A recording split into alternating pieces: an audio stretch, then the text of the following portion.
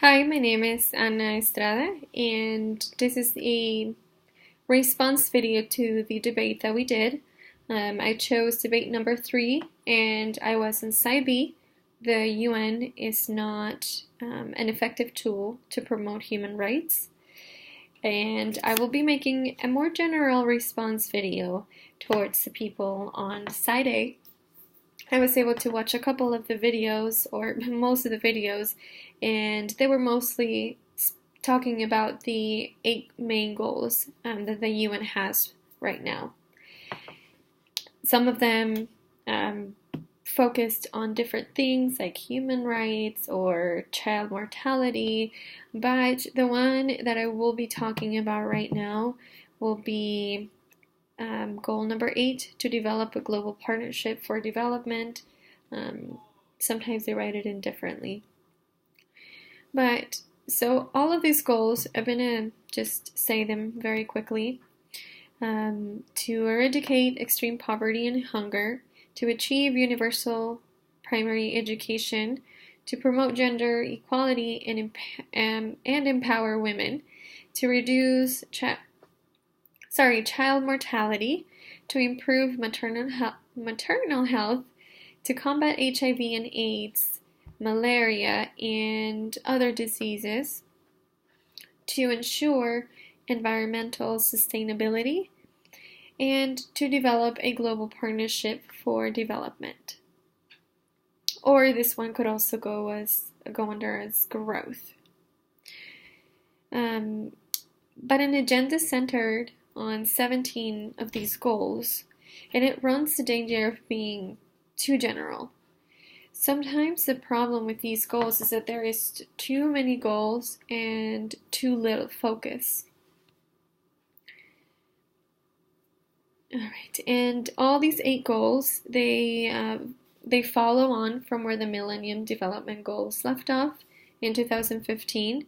So they will guide the development priorities for the UN and its agencies, the aid budgets of most wealthy nations and major development charities up until 2030, when it'll be changed all over again. Okay, so the one that I will be talking about is goal number 8.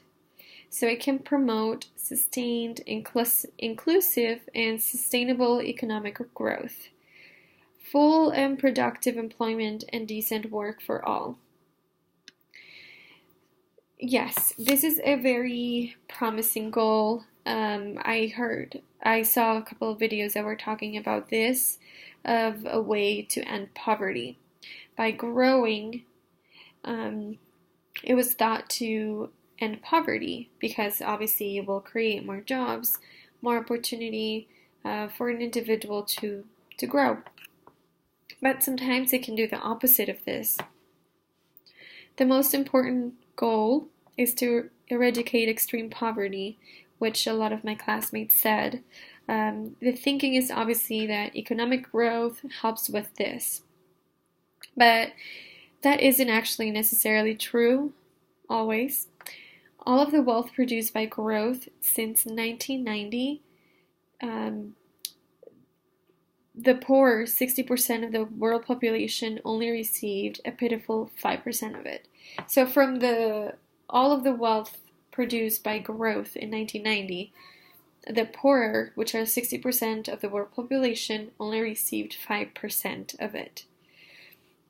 So growth doesn't always benefit the poor. If more developed countries grow, we cannot rely on the trickle-down effect, because most likely what will end up happening is the rich will get richer and the poor will get poorer.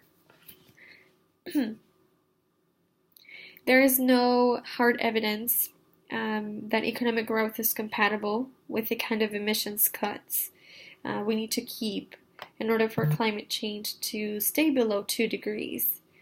This is something that we are planning in the future, because if it doesn't stay below 2 degrees, then there could come a lot of collateral damage for our planet. By growing, it usually means that we're creating infrastructure and resources get exploited in the way. So how are we planning to have all of this growth but still sustaining or still maintaining a good environment? We have to think about what we would need to prioritize, either climate disruption or growth. And it goes back to the 8 goals. So do we ensure environmental sustainability more, or do we create more development, more growth, more jobs so that we can stop poverty? This is something that we have to think about, and that's why sometimes with these goals, if we have too many goals and we don't focus on just one thing and do that one thing really good, sometimes it's just too general and it can actually create the opposite.